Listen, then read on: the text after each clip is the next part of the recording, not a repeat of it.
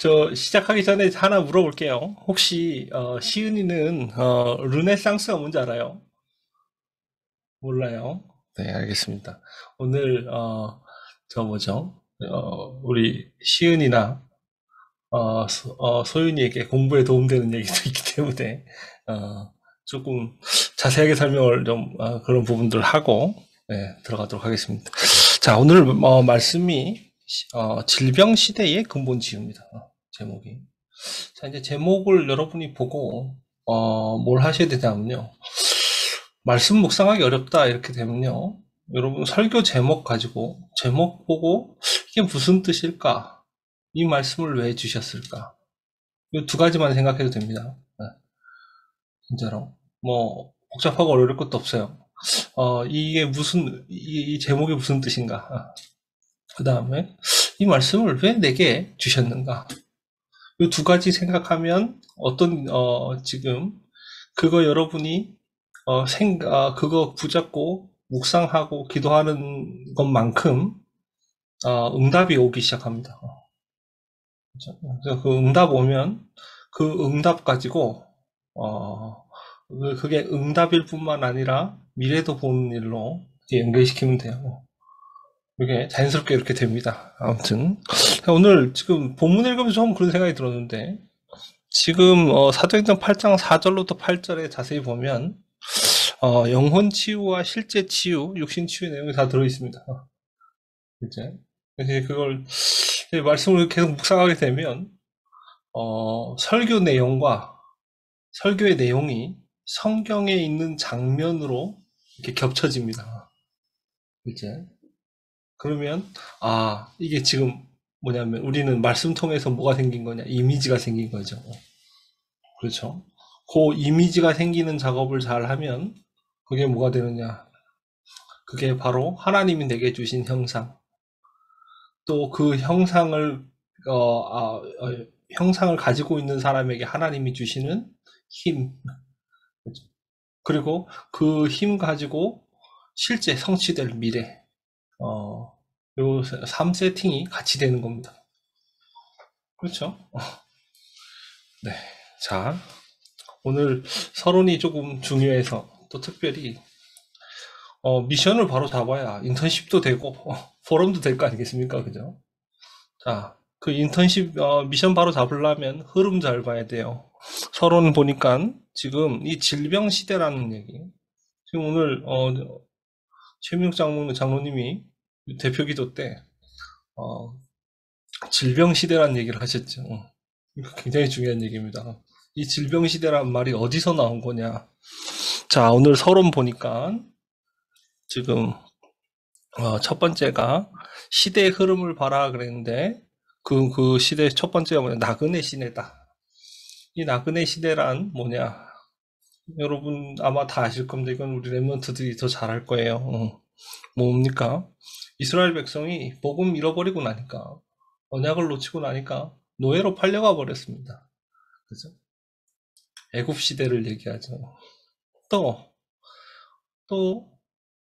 그러다가 출애굽을 통해서 언약 회복했더니 하나님이 가나안 땅 주셨는데 또 그 가나안 땅에서 언약을 놓치고 나니까 어떻게 됩니까? 바벨론에 포로로 끌려가 버렸습니다.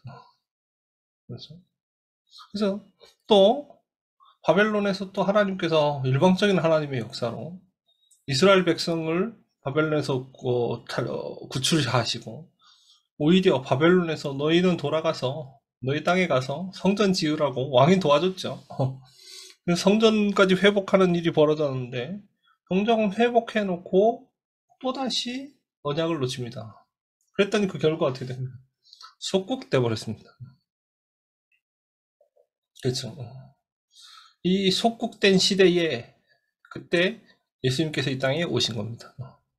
이 땅에 오셔가지고 예수님이 이스라엘 백성은 이 속국 시대에 핍박당하면서 우리를 이 로마로부터 해방시켜줄 메시아, 모세 같은 메시아를 기다렸는데 예수님은 오히려 반대로 더 망할 거라고 말씀하셨습니다. 그렇죠? 예루살렘 완전히 무너지게 될 것이고 예루살렘 성전도 무너지게 될 것이고 너희 후손은 유리방황하게 될 것이다. 오히려 나라를 잃은 백성이 될 것을 말씀하셨죠. 자, 뭘 얘기하는 겁니까? 언약을 잃으면, 그죠? 하나님의 백성이 복음을 잃으면 이렇게 되는 겁니다. 그렇죠? 자, 보세요. 그러나 참 놀랍게도요. 하나님은 이스라엘 백성을 흩으셔가지고 오히려 세계복음을 이루십니다. 이스라엘은 로마를 통해서 어떻게 됐습니까? 완전히 그 나라가 없어져 버렸죠.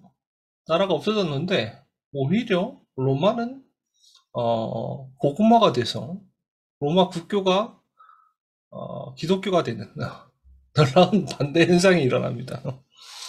근데 문제는 보세요. 자, 여기 안에는 이제 시대 흐름이 있죠. 자, 지금 노예, 속국, 포로되는 그 시대의 흐름을, 시대를 보면 뭐가 이슈였느냐.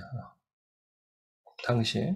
이게 지금 끊임없이 사람들이 이 땅을 정복하고, 그러면서 국가를 이루어가는, 그래서 강대국이 나타나서 전 세계에 영향을 주는 이런 흐름이었죠. 그렇죠?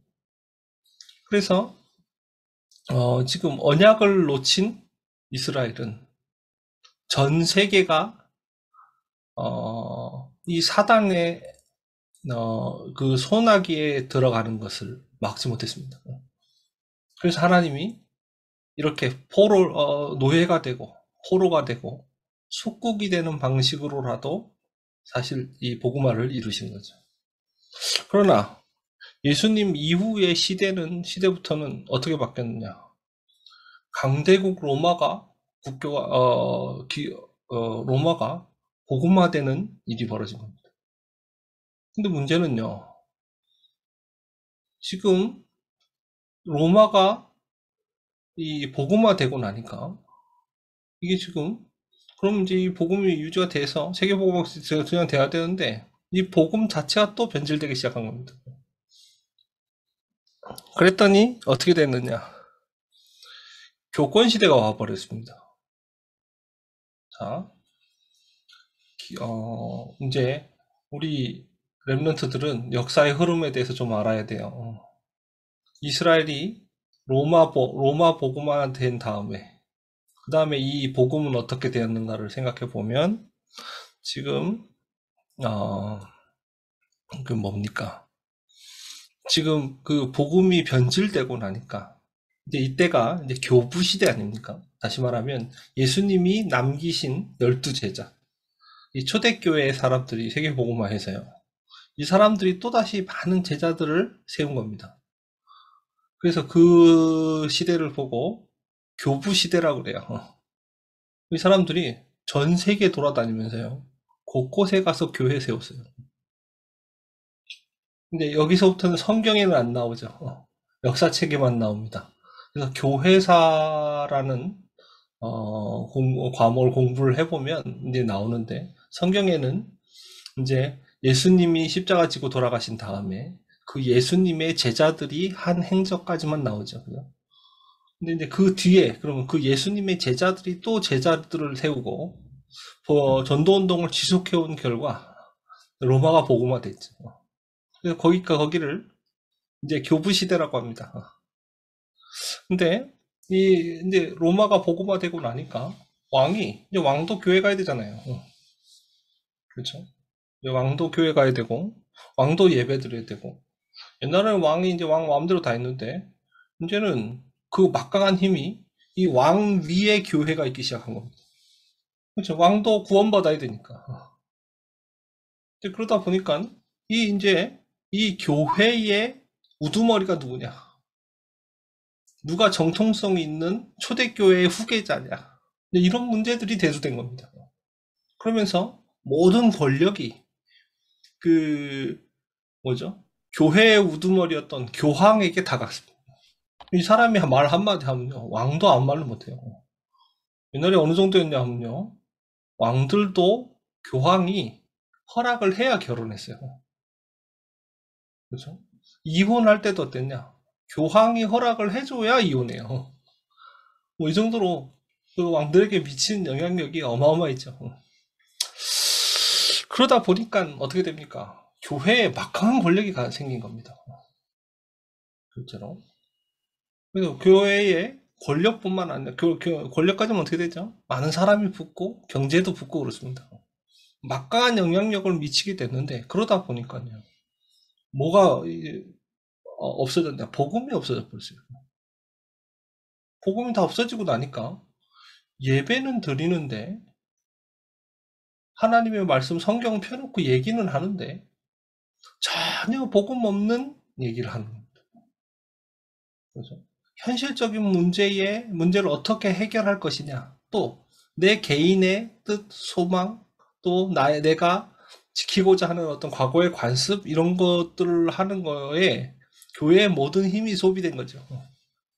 그래서 교회는 많아졌는데 또 교회가 막강했는데 복음만 딱 사라져 버렸습니다.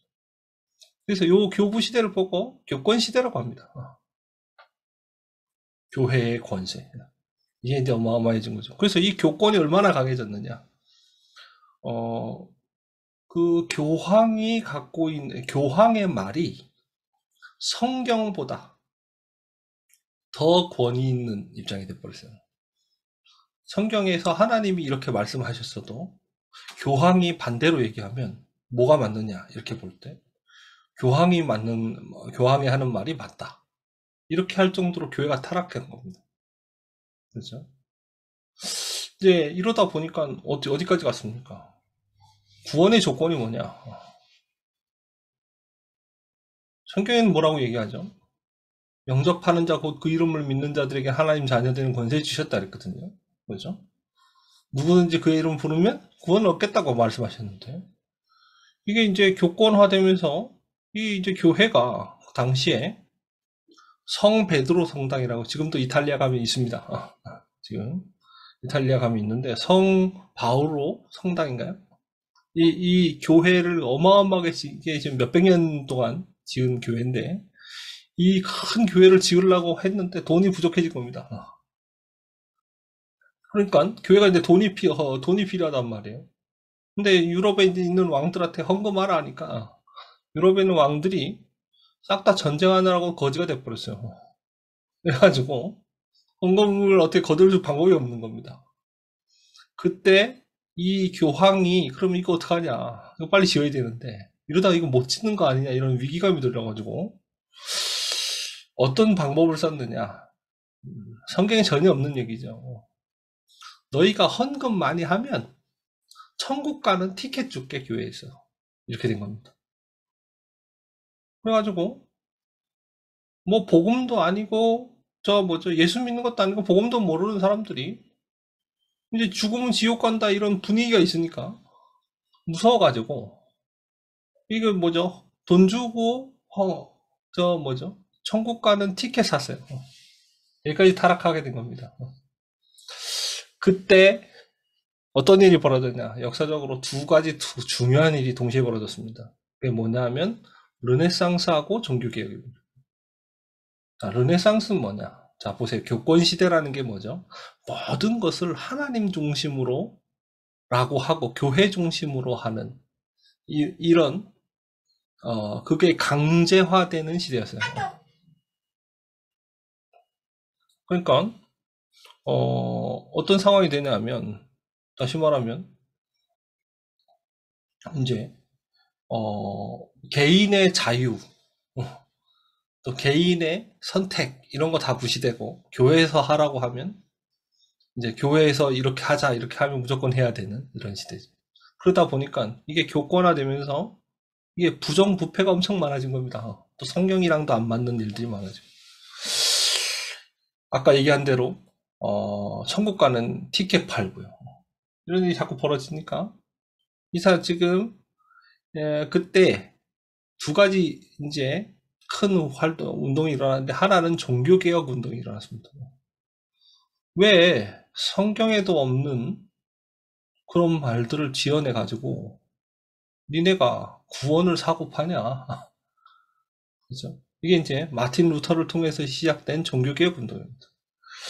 그것과 같이 또 무슨 운동이 벌어졌느냐? 우리는 이제 하나님 중심의 어떤 하나님 중심이라고 속이는 이 지금 교회 중심의 사회, 문화 이런 건 너무 지겹다 이제. 나는 내 마음대로 살고 싶다 이게. 그래서 다시 말하면 교회 중심에서 벗어나서 인간 중심으로 돌아가자. 요걸 보고 인본주의라고 하고요. 또 그 운동의 이름을 르네상스라고 합니다. 이때 그래서 세계 역사를 보면 르네상스 이전과 르네상스 이후의 사회는 엄청나게 변했습니다.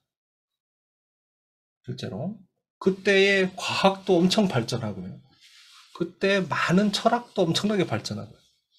그 예술도 예를 들면 옛날에는 맨날 그 화가들이 그림 그릴 때 다 뭐 그렸네. 성모 마리아 그림 그리고 마리아 그림 그리고 예수님 그림 그리고 12제자 그림 그리고 맨날 이랬거든요.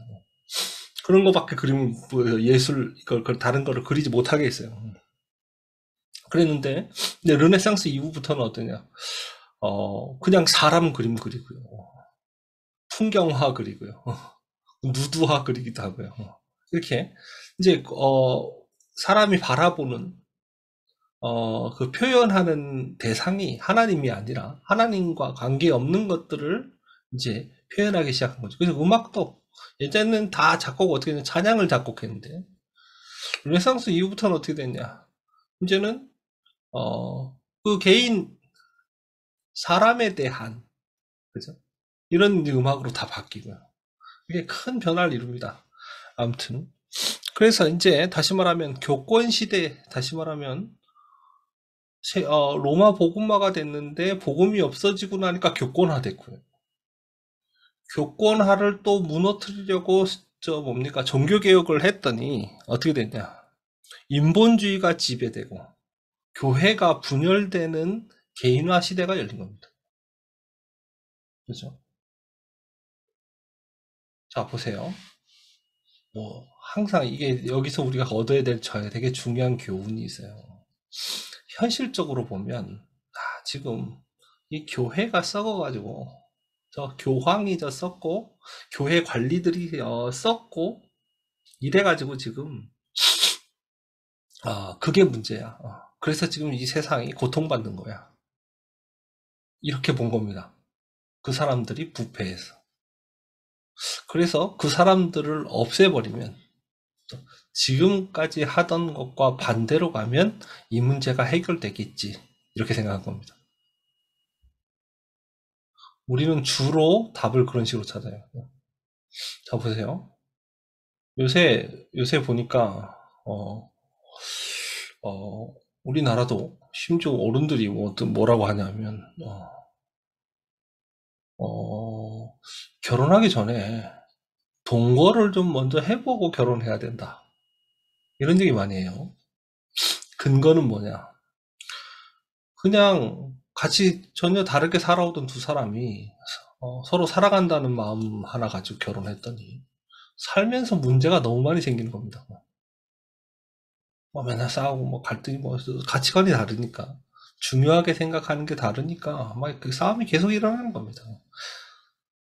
이제 이러다 보니까 힘들잖아요. 그럼 이거 왜 힘들지? 나는 결혼하기 전에 저 사람이 이런 사람인지 몰랐어. 왜? 같이 안 살아봤으니까. 그러니까 결혼하기 전에 같이 살아보고 결혼하면 이런 일이 없지 않을까? 이래서 다시 말하면 혼전 동거해야 된다 이렇게 얘기 나온 겁니다. 자, 이거랑 교권 시대에서 종교개혁했더니 지금 인본주의로 돌아서고 교회가 분열되는 일이 벌어진 거랑 같은 이치입니다. 우리는 지금 문제가 어디서부터 왔는지를 분명히 알아야 돼요. 그렇죠? 사람들은 끊임없이 문제를 분석합니다. 그런데 그 분석할 수 있는 데가 어디까지냐? 거의 현실 가지고 분석해요. 그죠? 조금 더 수준 높으면 어떡합니까? 사실 가지고 분석합니다. 현실 이면에는 이런 사실들이 있었다 이런 의미죠. 그리고 또, 이 사실, 또 좀 더 수준 있는 사람은 사실을 넘어서 좀 더 깊은 진실을 봅니다. 그래서 또 그걸 분석하고 답을 또 찾아요. 그럼 어떻습니까? 거기서 그렇게 찾은 답들은요, 그 다음에 더 큰 문제 옵니다. 항상 그래왔어요. 이게 지금, 다시 말하면, 영적 사실을 모르는 인간이 끊임없이 빠지는 오류입니다. 당장 이게 문제인 것 같아. 그럼 그게 없어지면 해결될 거 같지? 안 그렇습니다. 그게 없어요. 그걸 없애고 났더니 다른 데 문제가 더 크게 생기는 겁니다. 암을 고치는 게 어려운 이유가 뭐냐면요. 이 암덩어리를 없애려고 하니까, 이게 지금, 이 방사선을 쬐야 된단 말이에요. 근데 이 방사선을 쬐니까 어떻게 됩니까? 암이 없어지는데, 암세포만 없어지는 게 아니라 건강한 세포도 같이 없어지는 겁니다. 이래가지고, 면역력이 떨어지고 나니까, 암이 있을 때도 건강한 세포 때문에 다른 병은 맞고 있었는데, 암세포 때문에, 암세포 죽이느라고 건강한 세포 같이 죽이고 나니까, 그냥 뭐 감기 걸려서 죽어버려요. 진짜로요. 면역력이 떨어지고 나면 감기 걸려도 죽습니다. 뭐 폐렴 걸리고요. 이게 뭐 모든 게 지금 공기중에 떠나는 많은 그 뭡니까 이 뭐 바이러스들 못 막는 겁니다. 무슨 말인지 이해되시죠?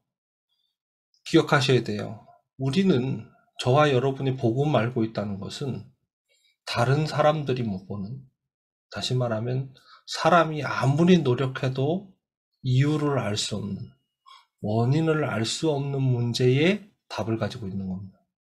그래서 우리는 답을 어느 수준에서 찾아야 되느냐? 영적 사실, 그죠?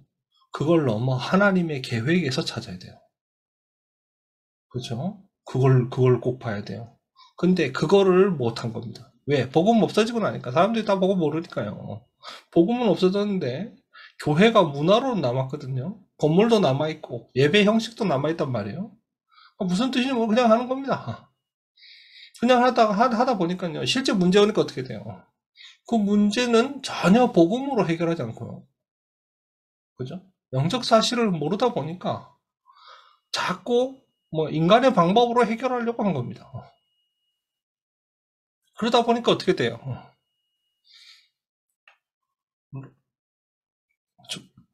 종교개혁 하고 났더니 개혁이 잘못됐다는 게 아니라 오히려 인본주의를 막지 못하고 분열되는 세상이 왔습니다. 교회가 분열되는. 그렇죠? 그래서 개인화 시대가 열린 겁니다.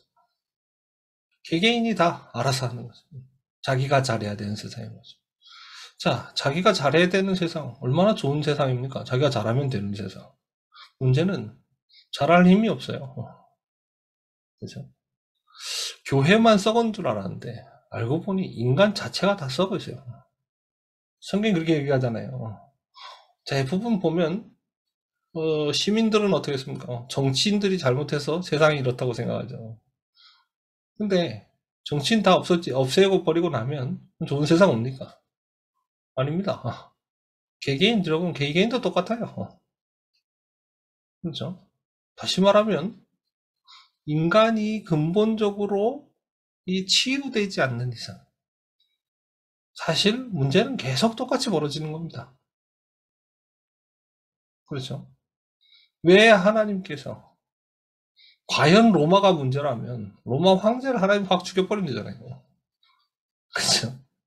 정말 악한 사람들이 문제라면 그냥 악인만 죽여버리면 되잖아요. 근데 하나님은 그리 안 하시고 왜 그리스도를 보내사 이 땅에 오셔서 온갖 수모와 핍박 다 당하시고 십자가를 지게 만드셨습니까? 그렇죠? 여기에 중요한 답을 찾아야 되겠대요. 인간은 영적 문제 해결 안 되면 절대로 참된 성공할 수 없습니다. 영적 문제 해결 안 되면 내가 뭐 어떤 방법을 쓰더라도 또 다른 문제가 계속 더 많이 더 크게 생깁니다. 굉장히 중요하죠. 그래서 어떻게 된 거냐? 그렇게 해서 개인화 시대를 열어놨더니, 그래, 뭐, 사람으로 돌아가자 하고, 그래, 뭐, 교권, 뭐, 다 필요 없다. 뭐, 뭡니까? 사제, 뭐, 이런 거 다 필요 없다. 다 필요 없다. 뭐, 하나님이 만인 제사장 하지 않았냐. 뭐, 우리가 직접 말씀 보고, 뭐, 깨달아지는 대로 믿자. 여기까지 간 겁니다. 그랬더니, 뭐, 온갖 학설이 다 나와요. 성경을 직접 보더니, 직접 보면, 복음 회복될 줄 알았는데, 성경을 직접 보는 게 잘못된 건 아니지만, 직접 보지 못했기 때문에 생긴 건 아닙니다, 문제가. 문제는 복음이 없어서 생긴 문제예요, 다. 그랬는데 문제는 방법을 바꾸면 해결될 줄 아는 거죠. 그랬더니 각자 자기 소견대로 믿기 시작했습니다. 아마 똑똑한 사람들이 성경을 뭐 원어로도 보고 뭐 분석하고 번역하고 뭐죠 철학으로도 보고 과학으로도 보고 막 해가지고 많은 새로운 사실들을 밝혀냈지만 문제는 복음을 회복한 건 아니었어요. 그렇죠. 그랬더니 어떻게 됩니까? 개인화가 이루어졌는데 그 결과 미자립 시대가 열려버린 겁니다. 개개인이 잘하면 되는데 문제 안 되는 거예요. 그렇죠. 그 미자립 시대의 결과로 모든 사람들이 그 병에 걸리는 질병 시대가 열렸다. 이게 지금 질병 시대의 흐름입니다. 자, 무슨 말인지 이게 지금 시대의 흐름이에요. 지금 시대가 계속 바뀝니다. 패러다임이 바뀌어요. 뭐 사회도 자꾸 바뀌고, 그죠? 기술도 발전하고, 그리고 환경도 바뀌고, 이렇게 되다 보니까 새로운 문제들이 계속 생깁니다. 편리하고 좋아지는 것만큼 새로운 문제가 계속 생기잖아요. 문제는 어떠냐? 세상이 바뀐 게 문제가 아니라 바뀌는 게 잘못됐다는 뜻도 아닙니다. 문제는 복음이 없어져서 생긴 문제라는 사실을 모르는 겁니다. 그렇죠. 그러다 보니까 문제를 복음 말고 다른 답으로 자꾸 문제를 해결하려고 하다 보니까 당장의 문제는 그렇게 하면 해결되는 것 같아 보였는데 그 다음엔 더 큰 문제가 계속 생기는 거예요. 그렇죠? 이게 지금 문제의 흐름이에요. 자, 이게 지금 그래서 이 세상의 흐름을 보면요. 사실상 고통의 흐름이에요. 고통의 흐름. 고통이 계속 오는 겁니다. 그럼 이 고통을 어떻게 해결할까? 이거를 복음 말고 다른 걸로 자꾸 답을 찾는 거죠. 그랬더니 새로운 세상이 열렸는데 문제는 더 큰 문제가 자꾸 생기는 거죠. 그래서 뭐가 필요하냐? 근본 치유가 필요하다. 그렇죠? 오늘 본문 보세요. 사마리아의 성에 중직자 빌립이 간 겁니다. 그렇죠. 사마리아는 어떤 땅입니까? 유대인들이 멸시하는 땅입니다. 그래서 일부러 사마리아 땅으로 들어가기 싫어가지고 둘러 지나가는 땅입니다.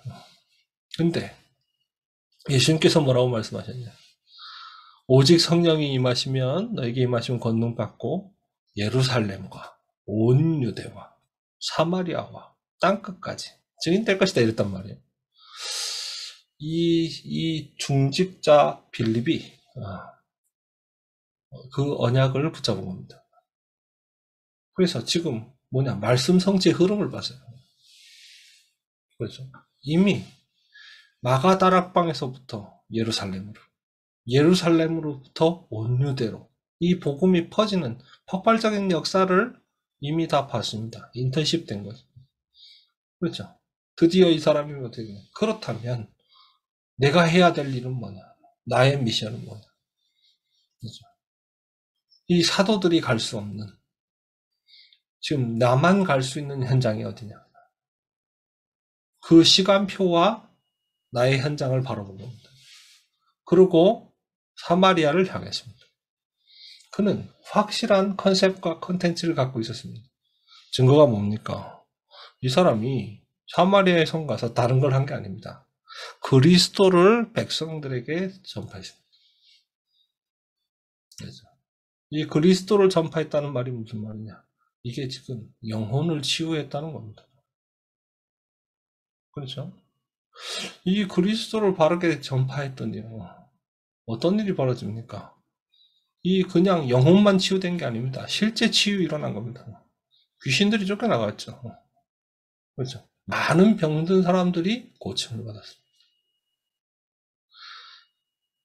자, 귀신 나가고 병 고쳐지고 나면 끝입니까? 절대 안 그렇습니다. 병 나은 사람은 다시 병 안 걸립니까? 또 걸립니다. 그렇죠? 만약에 예수님이 병을 고쳐주신 사람이 다시는 병이 안 걸렸다면 어떻게 됐겠어요? 지금도 살아있어야 되겠죠. 근데 예수님이 고쳐주신 사람, 나사로 살렸는데, 그 나사로가 영원히 살았느냐? 아닙니다. 또 죽었습니다. 문제는 이 사람들에게 단순히 병이 쫓겨나가고 귀신만 쫓겨나가고 이렇게 된 게 아닙니다. 뭐가 됐냐? 그 사람들을 서밋이 되도록 만든 거예요. 그렇죠. 빌립의 말을 따르도록 하나님이 하신 겁니다.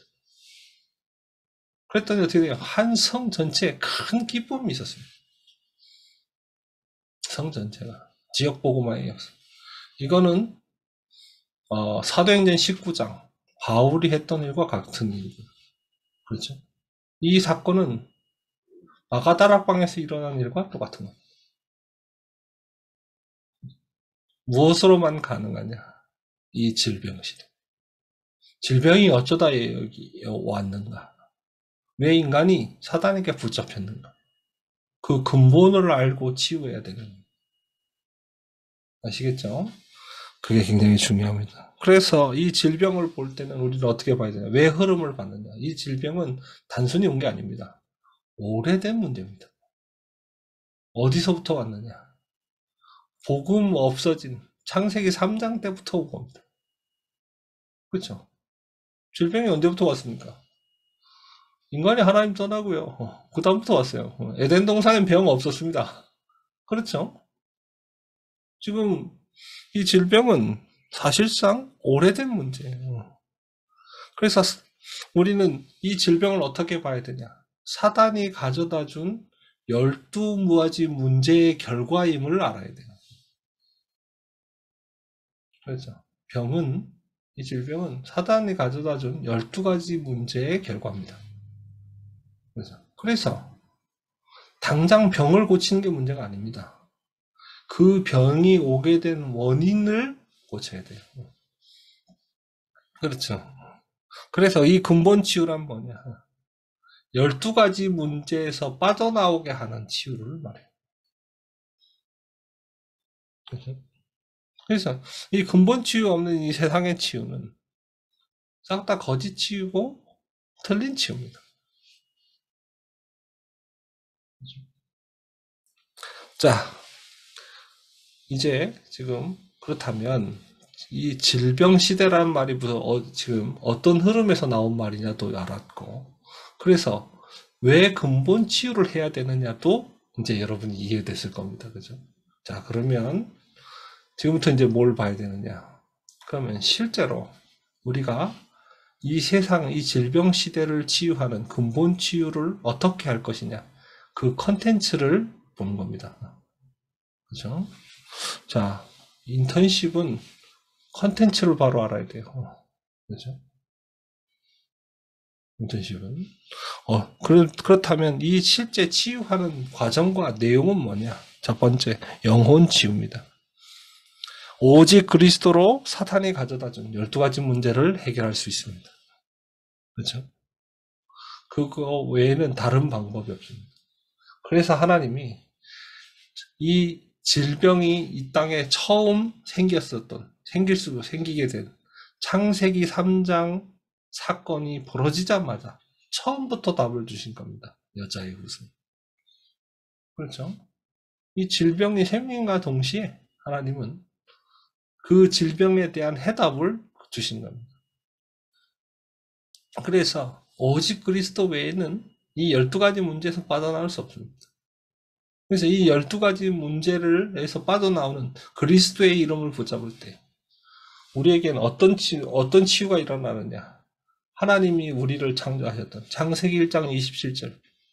그죠? 하나님의 형상대로. 그죠? 하나님의 자녀가 되는 권세를 주셨습니다. 신분과 권세가 회복되는. 그죠? 요것부터 돼야 돼요. 그래서 우리가 치유에 있어서 이 질병 시대를 치유하는 이 중요한 사역에서 가장 먼저 해야 될 게 뭐냐? 정확한 복음 전달하는 겁니다. 지금 치유에 앞서서 가장 중요한 게 뭐냐? 이 영혼부터 치유돼야 돼요. 그렇죠. 그래야 뭐가 되느냐? 계속 악화일로인 그 근본을 일단 바꾸는 겁니다. 그렇죠. 그래서 이 영혼 치유가 되고 나면 영혼 치유가 되는 만큼 뭐가 돼요? 마음과 생각, 상처 이게 다 치유되는 겁니다. 그러면서 육신의 병도 치유되기 시작하는 거예요. 육신의 병이 거기서부터 왔기 때문에.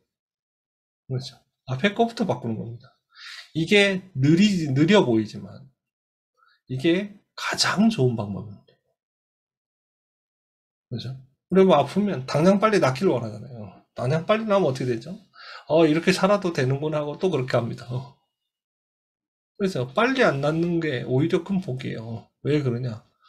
빨리 나오면 체질이 안 바뀌어요. 그렇죠?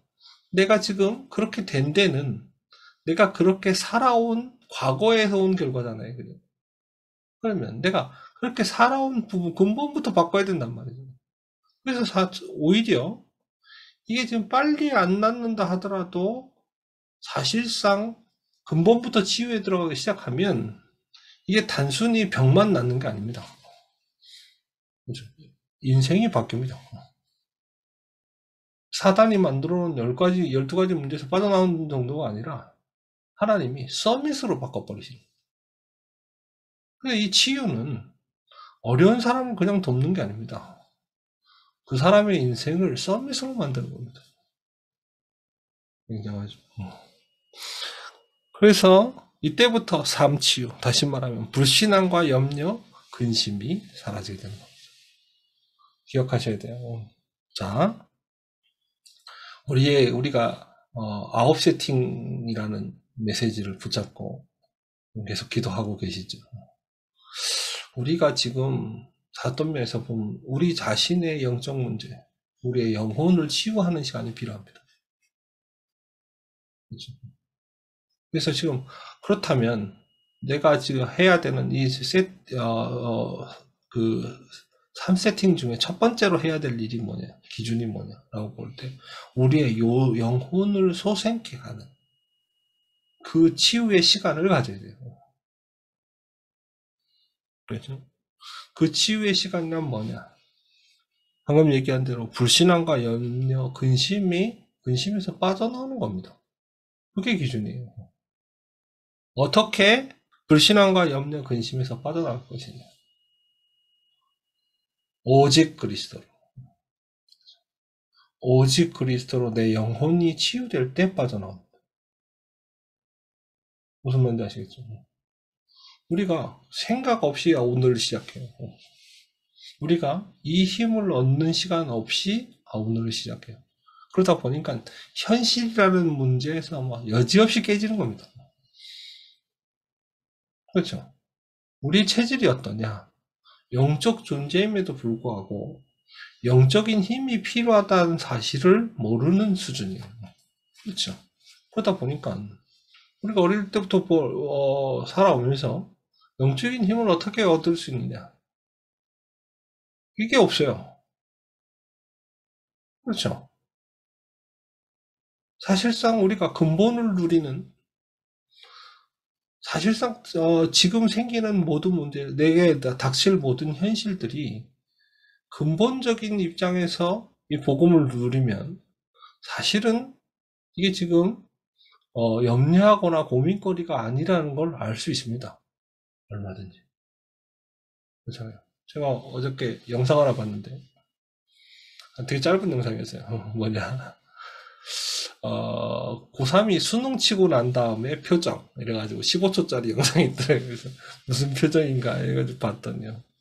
이게 이제 수능 치고 난 다음에 대학 이걸 넣고 이제 합격자 발표를 딱 내는데, 그걸 이제 온라인으로 딱 찾아가지고 합격됐는지 안 됐는지를 딱 가린 다음에 막 실눈 뜨면서 이렇게 쫙 이렇게 해가지고 보는 거예요.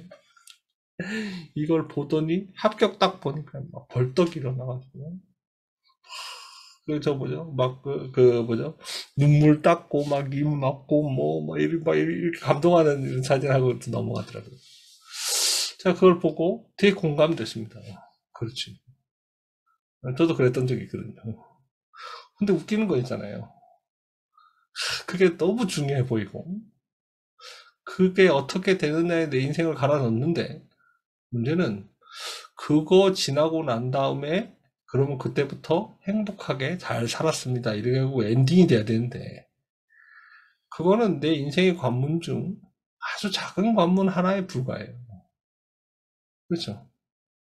그 힘든 어떤 관문을 거치고 나서 그러면 대학에 간 모든 사람들은 또 대학을 졸업한 모든 사람들은 뭐 지금 뭐 너무 행복하게 아무 근심과 걱정 없이 살아야 될 거 아니겠습니까?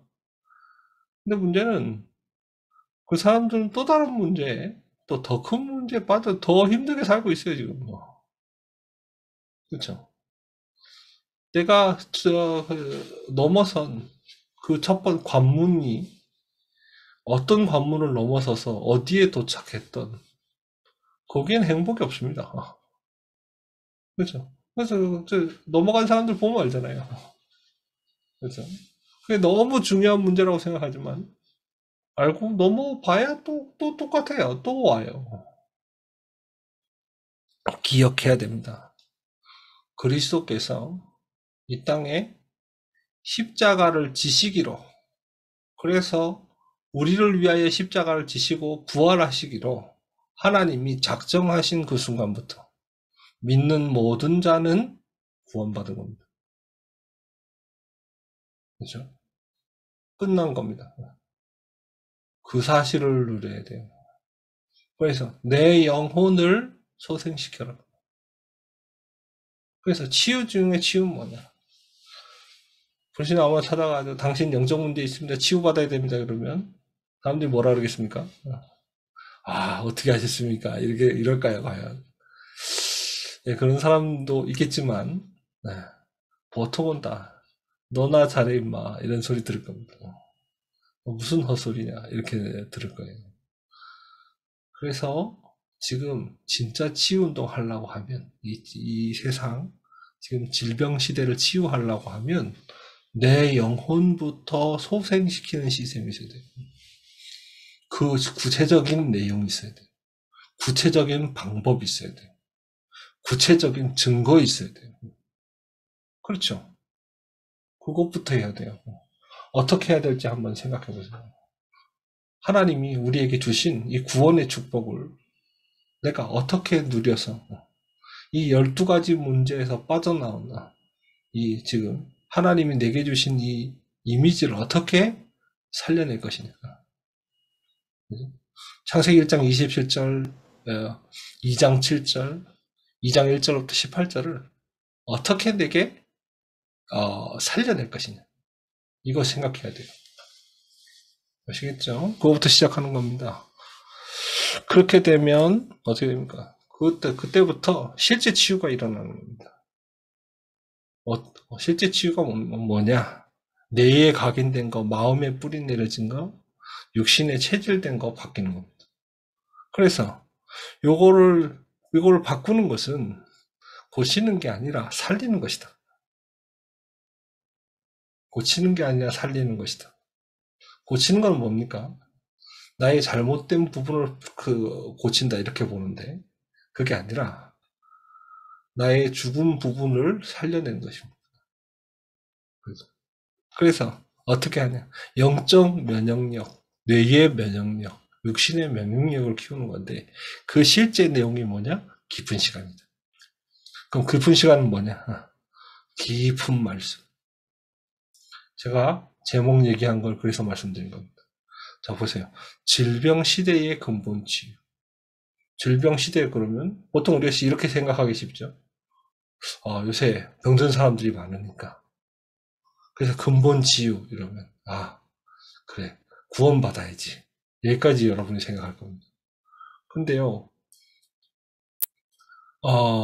이 메시지 내용 자세히 보면요. 그 정도 내용이 아닙니다. 지금 왜 지금 질병 시대가 왔냐는 겁니다. 그렇죠? 왜 질병 시대가 왔는가? 그리고 그렇다면 근본 치유가 왜 필요하냐?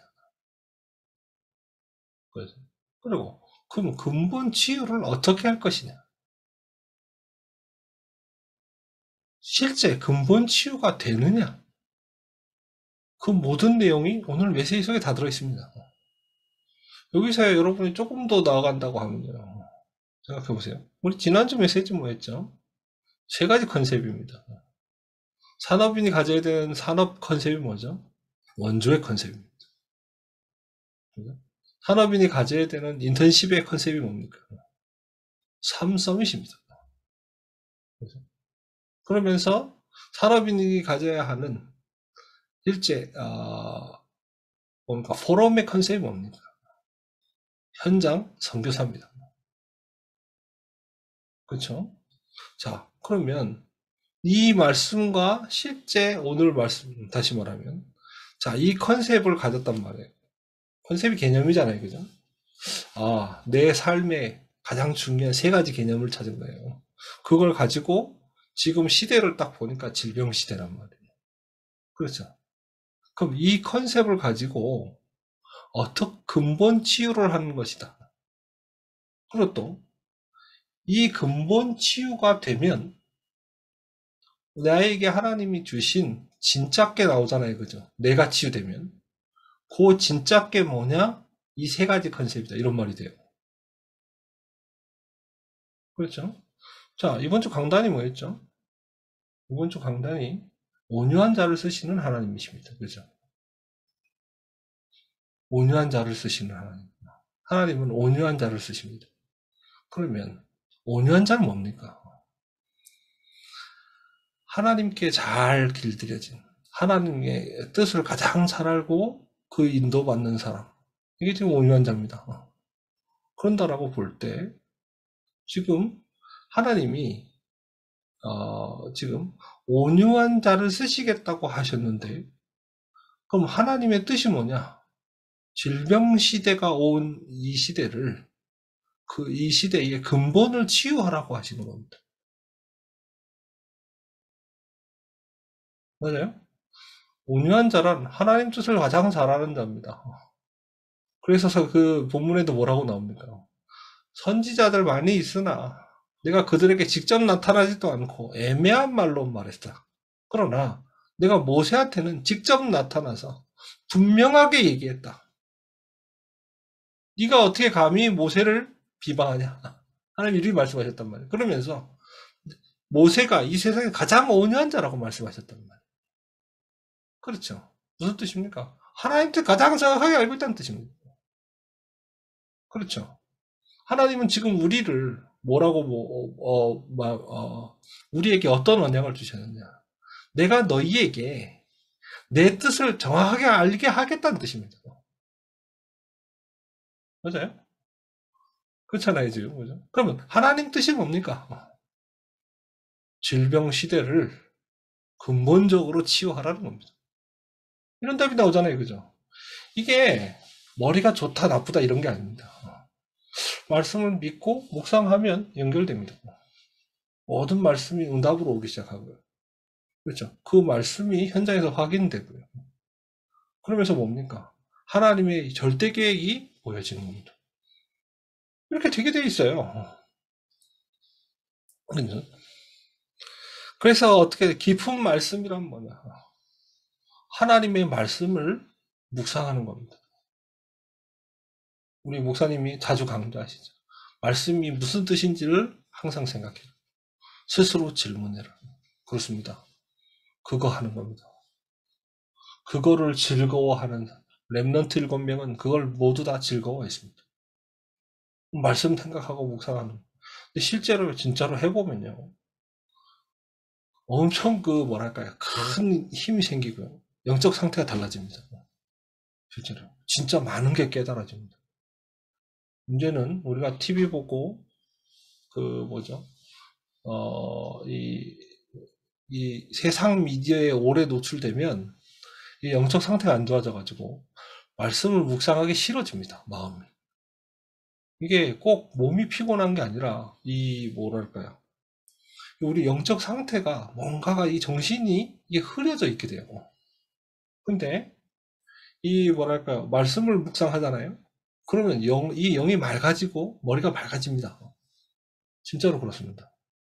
그러면서 힘이 확 생깁니다. 진짜 그냥 말씀 묵상합니다. 우리는 주로 기도하면 어떻게 합니까? 또 말씀 묵상할 때 어떻게 하죠? 내 문제를 가지고 이거 어떻게 해결해야 될까라는 생각으로 말씀을 생각합니다. 그렇죠? 그래서 묵상이 잘 안 되는 거예요. 지금 그거는 내 생각을 버리는 게 아닙니다. 내 생각을 버리고 하나님의 생각으로 들어가는 게 아니라 내 생각을 가지고 하나님을 이용하려고 하는 겁니다. 그렇죠? 그러면 이게 성령의 인도를 못 받아요. 이렇게 되면 뭐냐? 당장에 내 영적 상태가 회복되질 않아요. 그거는 말씀 묵상이 아닙니다. 우리는 우리의 사정, 상황을 일단 다 내려놓고 하나님의 말씀 속으로 먼저 들어가야 돼요. 그래서 하나님의 말씀이 내게 답으로 딱 와줘야 돼요. 맞다. 난 지금까지 이렇게 살라고 하고 저렇게 살라고 하고 이런 게 내 안에 나도 모래 깔려 있는 겁니다.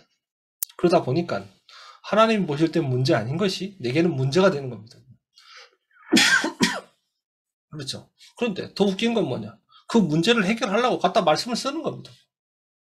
내가 원하는 일을 이루기 위해서 말씀 갖다 쓰는 거. 이게 지금 바른 묵상이 되겠습니까? 그거 자체가 벌써 뭐냐? 이건 묵상이 아니에요. 그렇죠? 기억하셔야 돼요. 문제를 내려놓고 말씀 속으로 들어가야 돼요. 내 생각을 내려놓고 들어가야 돼요. 그래서 아무리 봐도 그래 맞아. 복음이면 끝난 게 맞다. 제가 진짜로 고등학교 1학년 때였나요? 처음 이제 다락방 청소년 수련회에 참석하게 됐어요. 보라랑 둘이서. 여러 번 얘기했죠. 제가 그때 얻은 답이 그겁니다. 제가 계속 물었습니다. 그리스도가 모든 문제 해결자라면 왜 나는 이렇게 고통받느냐? 난 그리스도 알고 구원받은 것도 확실한데 지금 목사님께서 얘기하시는 모든 설교 내용을 제가 다 알고 있고 다 믿는데 근데 왜 나는 이렇게 힘들고 고통스럽냐? 이게 제 최대 질문이었습니다. 돌아오면서 하나님 앞에 그 부분을 두고 기도하는데 제가요 도저히 뭐랄까 생각이 더 이상 말씀이 깨달아지질 않아요. 왜 그게 답이 되냐. 그런데 진짜로 제가 어느 타이밍에 딱 뒤집혔냐면 그러면 반대로 얘기해보자. 네 문제가 지금 네가 생각하는 그 문제가 해결이 안 된다. 그러면 예수님은 그리스도가 아니냐? 이렇게 질문해봤어요. 그러니까 너는 네가 말하는 그런 시덥잖은 그런 문제와 일들 이거 가지고 막 그것도 이 정도도 해결 안 되는데 예수가 그리스도 맞냐? 모든 문제 해결자 맞냐? 예수가 그리스도는 맞는데 모든 문제 해결자는 맞냐? 이런 질문을 하면서 계속 헷갈리고 있는데 그럼 반대로 진짜로 그러면 예수님이 여자의 후손을 보내시겠다고 하고 그렇죠? 우리는 말씀을 알잖아요.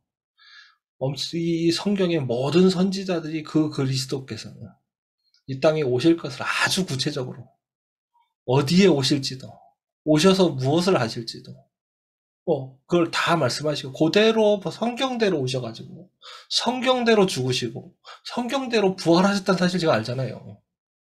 그럼 그리스도가 만드는 건 확실히 맞거든요. 맞아요? 그렇죠? 제가 생각한 겁니다, 그때. 그럼 정말로 맞다면, 그건 맞는데, 그렇다면, 문제는 그거죠. 그리스도로 해결 안 되는 문제는 사실 문제가 아닌 겁니다. 그게 그때 처음 깨달아졌어요. 다시 말하면, 나는 이렇게 되기를 원하는 거잖아요. 나는 여기서도 인정받고, 뭐 이렇게도 잘하고, 이런 것도 잘하고, 그래서 인정받고, 뭐, 그러면서 성공하고, 뭐, 이걸 바라는 거잖아요. 제가 지금 예수가 그리스도란 사실이 확실하다. 그거는 내가 부정할 수 없지 않느냐. 이 생각이 딱 듦과 동시에 뭐가 탁 깨달아지냐면, 그렇다고 한다면 지금 내가 원하는 일들은 사실 그렇게 안 돼도 상관이 없는 것이다. 이쪽으로 생각이 팍 트인 거예요. 그래서 제가 기차 타고 오면서 계속 생각했습니다. 그게 왜, 그래서 내가 지금 문제라고 생각한 그런 일들이 왜 문제일까? 그렇게 안 되면 도대체 왜 안 되는 걸까? 내가 왜 꼭 좋은 성적을 거두고 선생님에게 막 인정을 받고, 예를 들면 내가 사고 싶은 것도 사고, 갖고 싶은 것도 가져진 이게 나한테 진짜 꼭 필요한 일이냐? 그게 안 되면 세계보고마가 안 되는 일이냐? 이 생각을 제가 처음 해요. 네, 진짜 제가 그 생각을 그때 처음 했어요. 그러면서, 지금 내가 문제라고 생각한 그 문제들은 진짜 문제가 아니었구나. 그래도 상관없는 거였구나. 내가 그렇게 꼭 돼야만 한다고 생각하던 그 일들이 사실은 그렇게 안 돼도 오히려 그렇게 안 되는 것이 하나님 뜻이구나. 이렇게 깨달아지기 시작한 거예요. 제게 복음이 처음 깨달아진 순간이었습니다. 진짜로요. 꼭 그래야 되냐. 진짜 그게 문제냐.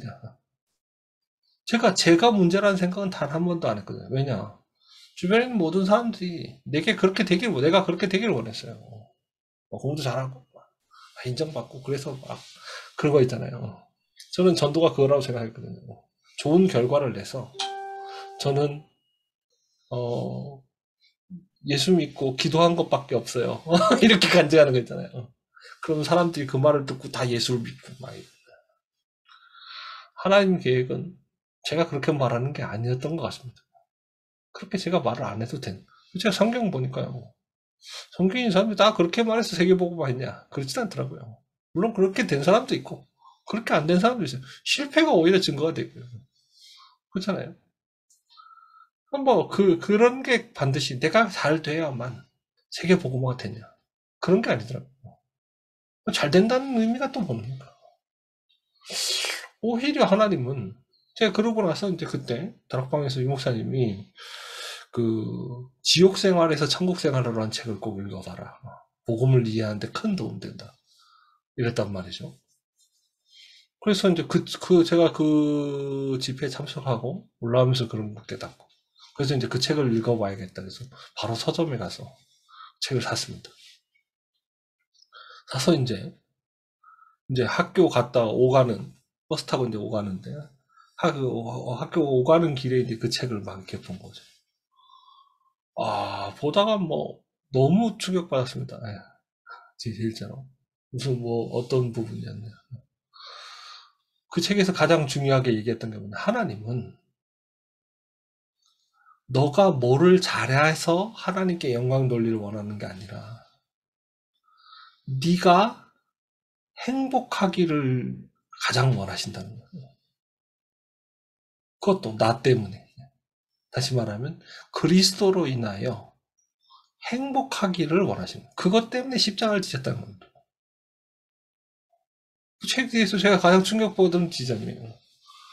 내가 신앙생활을 잘하고 공부도 잘하고 사람들한테 인정받고 그래서 막 성공해서 헌금을 잘해서 그러면 하나님이 나를 기뻐하시는 게 아니라 하나님은 그리스도로 인하여 내가 기뻐하기를, 감사하기를, 행복하기를 원하신다는 거예요. 저는 그런 얘기를 들어본 적이 없어요. 저는 그런 교육을 받아본 적이 없고 제가 잘해야 된다 생각했거든요. 그때 제가 뭐랄까, 이게 복음이구나, 그런 거였구나, 이렇게 이게 뭐랄까요, 조금이지만 제 각인이, 제 그 창세기 3장의 각인이 금이 가기 시작한 거예요. 지금 이제 다른 방향을 보기 시작한 거예요. 무슨 말입니까? 제가 지금 뭘 말씀드리려면 깊은 말씀 필요하다는 겁니다. 여러분이 예배 시간에 예배를 참석하는 건 아주 좋은 일입니다. 아주 중요한 일입니다. 제가 만약에 그 집회에 참석하지 않았다면 그럼 응답하지 못했겠죠. 하나님은 나를 거기에 그런 고민을 하게 하시고 오직 복음만 얘기하는 집회에 참석하게 하시고 거기서 3박 4일 동안 집중적으로 갈등하게 하시고 그 모든 것에 하나님이 뭐랄까 예비하신 일이겠죠. 그리고 드디어 복음 깨닫도록 하신 겁니다. 그리고 제가 매년마다 항상 책을 자주 보는 사람도 아니고 보통 보라 그래도 잘 보지도 못하는데 그때 또 딱 그 책 속에 또 그 책을 보게 하시고 이런 것까지 있잖아요. 완벽한 성령의 인도죠. 뭘 말씀드리고 싶은 거냐, 하나님은 우리가 하나님의 말씀을 깊이 묵상하기를 원하시는 거예요. 왜요? 그 사단이 준 각인 때문에 우리가 지금 생각이 괴로울 수밖에 없어요. 그렇잖아요. 마음이 고통당할 수밖에 없잖아요. 그래서 말씀을 묵상하지 않으면 그 고통스러운 생각 속에 계속 빠져가지고요. 실제로 다른 사람이 볼 때는 모르는데 나는 고통당하고 있잖아요. 아닙니까? 그렇죠? 깊은 말씀. 그래서 거기서 나오는 깊은 기도. 그렇죠? 깊은 말씀 속에서 나오는 깊은 기도. 그렇습니다. 하나님 앞에 진실한 시간을 가지세요. 그렇죠? 하나님께 내 마음을 고백하세요. 그렇죠? 뭐든 좋습니다. 하나님이 깨닫게 하실 겁니다. 하나님이 역사하실 겁니다. 하나님이 치유하실 겁니다. 이게 이제 실제 체험되기 시작하는 겁니다. 이제 그 상태 속에 있으면 끝나요, 사실. 그게 답니다. 우리가 그 상태에서 빠져나오잖아요. 자꾸 그 상태에 잠깐 있다 오잖아요, 이렇게. 거기 있으면 너무 부담돼가지고, 이렇게 그 상태에서 빠져나오는. 내가 왜 이러지? 너무 성령 충만하잖아, 이러면서. 빨리 TV도 보고, 이렇게 여러 가지 일을 하면서, 원래 나의 그 메마른 영적인 상태로 돌아가려고 하더니, 깊은 기도, 깊은 말씀. 기도 제목도 없고, 문제 해결을 위한 것도 아닙니다. 인간은 하나님 말씀을 알아야 살아요. 그렇죠? 인간은 하나님의 말씀을 붙잡아야 살아요. 그래서 말씀을 그냥 묵상하는 겁니다. 거기서 나오는 거기서부터 시작되는 깊은 기도로 들어가는 겁니다. 그러면서 어떡합니까? 굉장한 성경 구절 몇 개 여러분 아시죠? 요한복음 20장 22절. 숨을 내쉬시며 성령을 받아라. 고린도전서에 뭡니까? 성령을 마셨다. 그렇습니다. 호흡하시기 바랍니다. 깊은 호흡. 거기서 깊은 음식과 깊은 삶, 다시 운동. 제가 특별히 그 운동도 과격하고 이런 걸 얘기하는 게 아니라 균형을 맞추는 운동. 균형을 맞추는 운동. 이런 부분들, 이런 가지고 어떻게 하냐. 그것 가지고 나의 영적인 면역력, 뇌의 면역력, 그 다음에 몸의 면역력을 키우는 겁니다. 그래서 병을 고친다고 하는 건 예를 들어서 내가 암에 걸렸다면 암덩이를 띄어내는 걸 의미하잖아요. 근데 내 몸을 살린다는 말은 무슨 뜻이냐. 나의 컨디션을 좋게 만들어서 내 몸 스스로가 몸 안에 있는 그 면역 체계가 스스로 내 몸을 보호하도록 만드는 겁니다. 이게 지금 살리는 겁니다. 그렇죠? 그래서 몸을 내가 건강하게 만들어서 몸에 안 좋은 부분을 병이 왜 걸렸냐? 그 시스템이 깨졌기 때문 아닙니까? 그렇게 만든 실제 치유 이걸 시작하는 거예요. 그렇게 되면 이제 실제 육신이 이제 치유되기 시작하죠. 그리고 육신이 치유된 후가 더 중요합니다. 왜냐? 병이 왜 들었냐? 내 영혼이, 내 생각이, 내 마음이 병들어서 온 거잖아요. 그죠? 그죠? 그러다 보니 내 생활 패턴도 잘못되고, 여기서 이게 동시에 같이 온 겁니다. 그게 오래되다 보니 온 문제란 말이에요. 그래서 병이 치료되고 나면 또다시 내가 그 뭐죠? 병이 들 수밖에 없는 시스템으로 돌아가면 어떻게 되죠? 다시 병들겠죠. 그죠? 그래서 어떻게 했냐? 육신 치유를 하되 그 육신 치유를 통해서 어떻게 했냐? 아예 서비스로 가도록 해라. 이렇게 만드는 겁니다. 구체적으로 내용이 뭐냐? 첫 번째, 확신이 생겨야 돼요. 어떻게 말입니까? 예수님은 십자가에서 죽으신 게 아닙니다. 죽으시고 부활하신 겁니다. 부활하셨단 말 무슨 뜻이죠? 지금도 살아계시다는 뜻입니다. 그러면 지금도 살아계신 그 예수님은 도대체 어디 계신 겁니까? 성령으로 우리와 함께 계신 겁니다. 제가 부활절 메시지 준비하다가 이 부활절 메시지가 도대체 부활이 내게 큰 의미가 없었어요. 왜냐하면 죄가 문제라고 생각했기 때문에. 그래서 주로 어떻습니까? 예수님이 십자가 죽으신 것을 강조하죠. 그건 뭡니까? 예수님이 우리 대신해서 고통을 받으신, 희생한 이런 의미가 크니까 그 부분에 대해서 오히려는 많이 이렇게 뭐랄까요? 이해가 되고 되는데 예수님 부활하신 건 되게 큰 의미가 없다고 생각했습니다.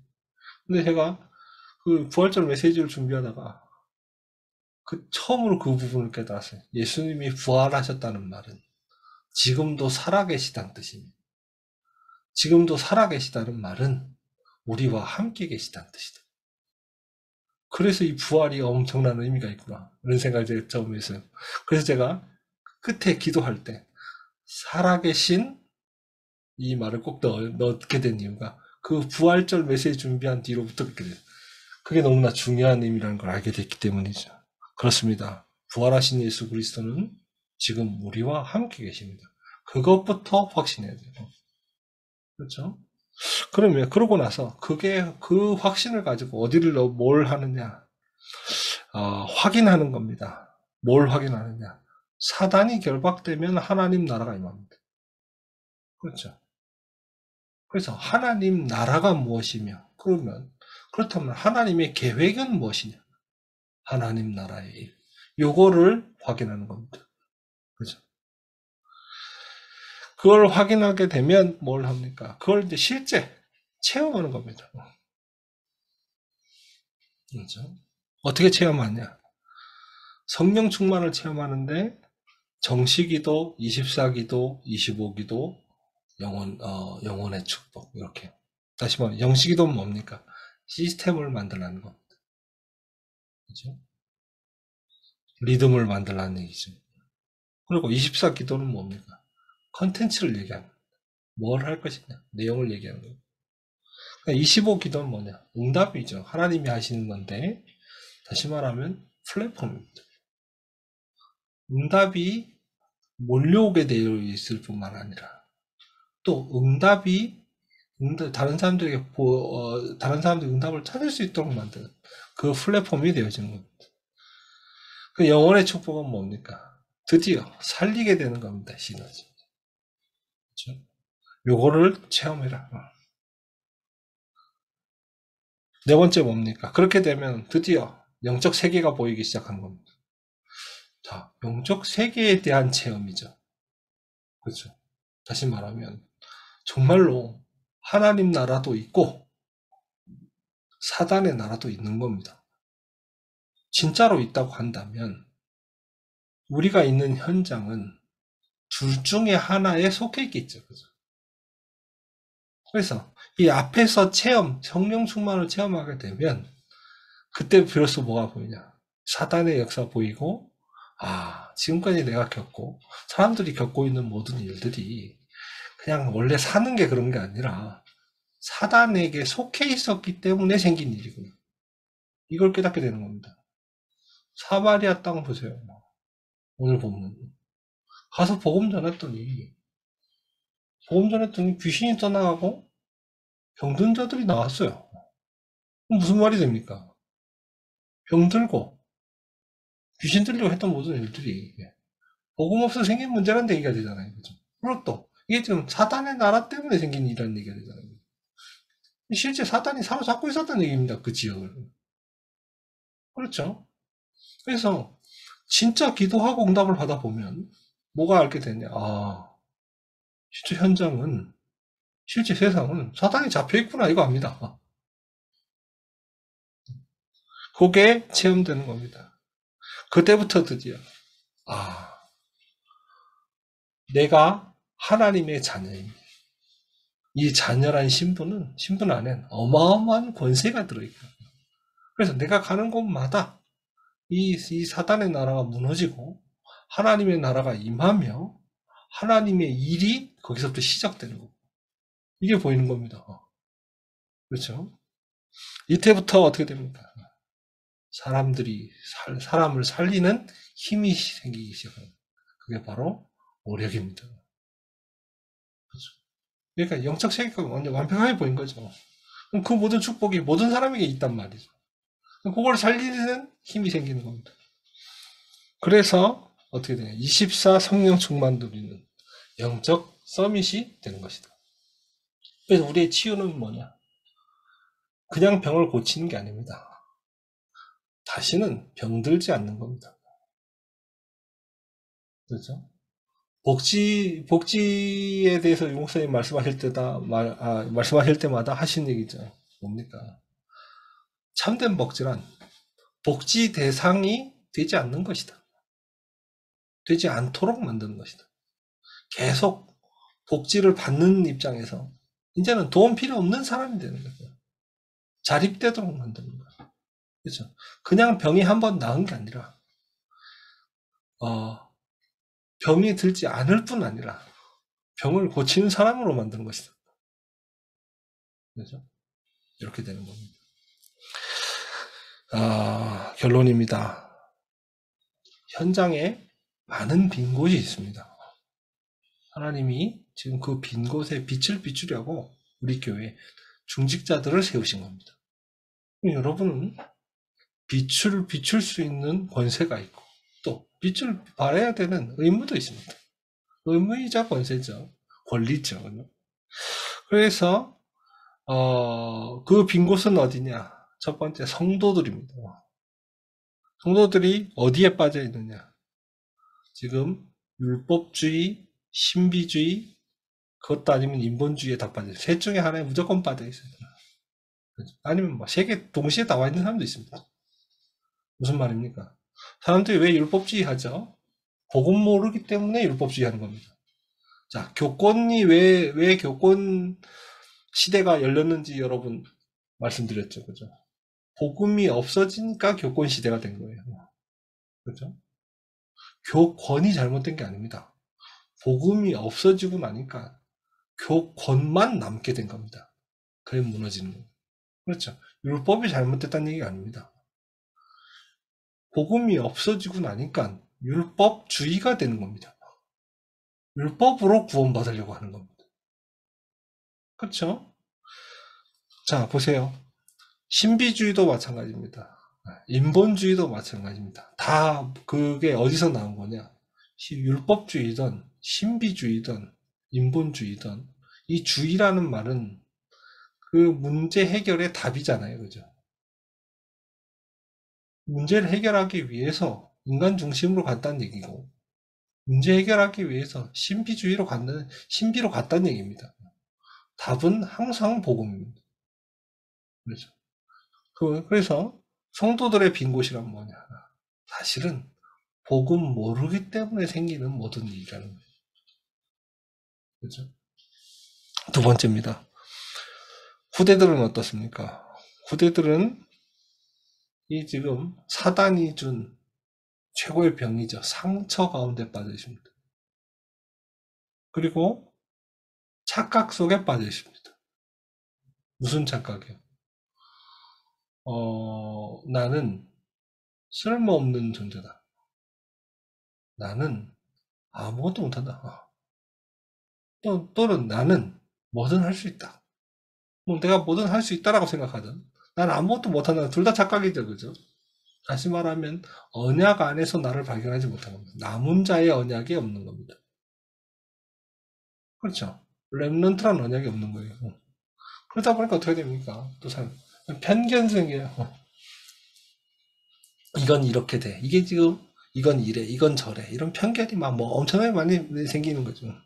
이렇게 빠져 있는 겁니다. 자, 어디서 온 문제죠? 이게 지금 복음 없이 한 모든 경험, 복음으로 해결되지 않은 모든 경험이 사실은 이렇게 남는 겁니다. 그렇죠? 상처는 왜 받느냐? 하나님 계획을 몰라서 받는 겁니다. 그렇죠? 그래서 요셉은 뭐라고 말하냐? 형들이 날 판 게 아니라고 말했습니다. 그렇죠? 어떻게 그렇게 말할 수 있느냐? 이유는 간단합니다. 형들이 날 팔기 전에 이미 CVDIP가 있었습니다. 그렇죠? 이미 CVDIP가 있었어요. 그래서 CVDIP가 있는 사람에게 모든 사건, 모든 일, 모든 만남, 모든 사람은 하나님의 계획입니다. 상처받을 일이 없어요. 그렇죠? 그래서 아이들의 상처는 언제 치유되냐? 그래, 네가 그렇게 힘들었구나. 그래, 넌 참 대단하다. 그렇게 힘든데도 그걸 잘 버티다니. 그래, 그건 너 잘못이 아니야. 이러면 이게 아닙니다. 공감이 아닙니다. 진짜 상처 치유는 CVDIP를 찾도록 만드는 겁니다. 하나님에게. 좋게 생각하면 좋은 거고, 나쁘게 생각하면 나쁜 거다. 이게 지금 세상 수준입니다. 그쵸? 우리는 좋게 생각하고, 나쁘게 생각하고 그런 게 아니라, 하나님의 절대를 가진 사람들. 그렇죠? 그래서 하나님의 절대를 발견해야 뭐가 되냐? 상처가 치유돼요. 그렇죠. 어떻게 돼요? 그래야만 착각에서 빠져나와요. 나의 존재. 내가 잘해야지만 내 존재의 가치가 있는 게 아닙니다. 그렇죠? 하나님이 나를 창조하신 것 속에 이미 내 존재 가치가 있습니다. 무슨 말인지 이해되시죠? 우리는 내가 뭘 잘해야지, 어떤 역할을 맡아야지, 그래서 뭔가를 해야지 가치 있다고 생각해요. 아닙니다. 그거는 사람들 생각이에요. 세상을. 하나님 떠난 사람들 생각이에요. 하나님은 내 영혼 하나를 위해서, 내가 뭘 했다고 나를 위해서 십자가 지십니까? 우리의 영혼에는 예수님의 그 생명값이 붙어 있어요. 그렇죠? 우리는 이제 뭐냐면, 내가 존재하기 이전부터 하나님은 나의 존재를 작정하시고, 나의 존재를 통해 하나님이 이루실 일들을 작정하시고, 나를 통해 하나님이 받으실 영광을 작정하셨다는 거예요. 그렇죠? 우리가 하나님께 돌려야 되는 영광도 하나님의 작정 속에 있어요. 다윗이 그걸 깨달은 거 아닙니까? 하나님이 내게 주신 것으로 하나님께 다시 돌려드렸을 뿐이다. 그렇죠? 그럼 우리가 하나님께 드리는 모든 것도 하나님은 이미 드리게 되는 모든 것도 하나님은 이미 우리에게 주시고 우리를 통해 받으실 것을 작정하셨다는 뜻 아닙니까? 그렇죠? 빨리 착각에서 빠져나와야 돼. 마지막으로 편견. 네. 그렇죠. 마찬가지입니다. 복음 안에서 나를 찾아내면 편견 없어집니다. 왜냐? 하나님은 모든 것을 통해 역사하시는 거예요. 그렇죠? 복음은 완벽하기 때문에 그렇습니다.